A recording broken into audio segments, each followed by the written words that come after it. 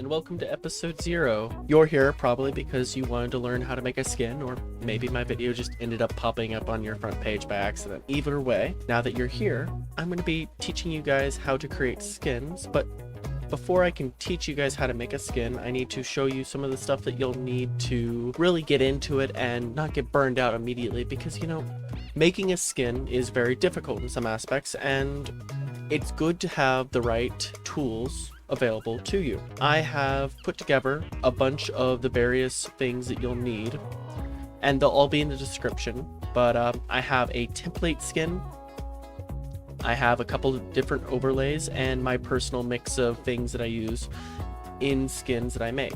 I'll also be showing you how you can integrate other items from other skins that you have made in the past, but that will be for another episode. I'd like to first show you some common mistakes that people make. So this is something that I believe everyone has made the mistake of doing at least once or twice. Even I have done it. I get so close to getting the skin done, it looks amazing, and then I completely forgot to put in like the foot piece or something. It's just something small that, you know, you wouldn't notice right off the bat because it's not visible until you start moving with the skin.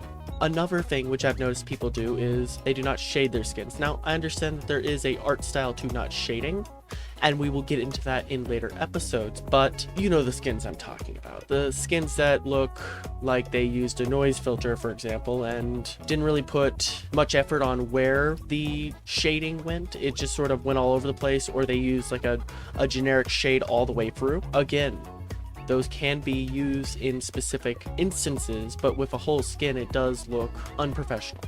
Now, there were a few other mistakes that were common, which I've noticed. The final mistake, which needs to also be brought up, messing up which layer you are on, or mixing layers by accident because you're using a skin editor. This series will focus heavily on using an art program to make skins to reduce or hopefully completely remove that as a possibility or issue for any new and upcoming skin creators who either are going to be working on the marketplace, which the Bedrock marketplace is not super difficult to get into, but it really depends on who you're talking with, and it can be fun at times, though this is stuff that can make or break getting you into that sort of industry. This also applies to other things. If you plan to make textures, you want to know that the texture you're making is actually going to be on the correct location. So it's always best to use a art program and then view it in 3D so you can get both perspectives. And I will be linking a couple of various things, such as the art program we plan to be using throughout this whole series and the website I use to personally view my own skins. There is a problem with the website that it does not necessarily let you see transparency layers.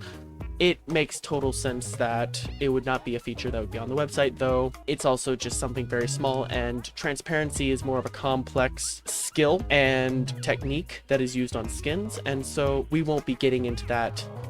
I'm assuming we'll probably get to that sort of stuff around episode 8 or 10, depending on when and how fast I can kind of get through these videos. Now, without further ado, let's get started. So once you have installed GIMP, and I'll have a little iCard in the top right of the video where you can sort of take a little segue to my personal channel where I show you how to install GIMP. In this video, we're going to assume that you already know how to do that and you already have some basic skills with using GIMP. Let me just pop it open real fast, and this is what you should be looking at. This template sort of shows you everything you need to know. This is what you're going to be working with when you're working on most skins. Something that not a lot of people notice at first, but they find out later on when making skins, is the second layer is slightly offset. So when you're making a skin, for example, you can use that to your advantage, but it also can change what you think it's going to look like once it's actually on a 3D model. So you have to take that into account, and we'll take a look at that now. There should be a little picture that pops up showing this little thing here and how that kind of looks. Now, you see these blue parts on the skin here. This is sort of the area, the dead space, that you'd not use if you're making a 3 pixel arm. Though, if you were to make, say, a Steve skin, a normal 4 pixel arm skin, that stuff would still be used. I sort of tried to outline where that would normally be. The legs are in the green. the body is the orange, and the purple is the head. I tried to outline some basic features, and we will go over various different types of eyes and mouth shapes that you can make onto a skin to kind of give it your own sort of character vibe. But that will not be done in this video. What I want to get to explaining will be, I want to start by showing you how to use an overlay, because this is going to be used in every single video we do, and it will be very useful to you in the future, and this can make or break a skin in a lot of cases. So we're going to pop up the overlay here, and we're going to copy it real fast by doing Control-C, and we're going to plop it on top. Now, as you can see here, there should be a layers bar, which you're going to want to right click on the floating selection skin update.png copy, or whatever the file is named whenever you download it. You're going to click to new layer. And once that is done, it should look something like this. You're probably asking me, why are we putting this thing right over what we were working on? I can't see anything. Well, that's where the overlay feature comes in. Now, if you go to right here where it says mode, and you click down and go to the overlay section, a lot of these other features will be talked about later on in later episodes, but right now we're just going to be using the overlay feature. And as you can see, it adds a little bit of texture. The overlay that you're getting here is very bright, but the purpose is that it's able to be used for many different applications, and you can always darken it using the... Actually, let me just quickly show that. If you right click on the image and you go to colors, and then you go to brightness and contrast, you can darken the color. And if you see, that now looks very similar to the color we had before, but there's just a little bit extra detail. And this can really make a skin pop.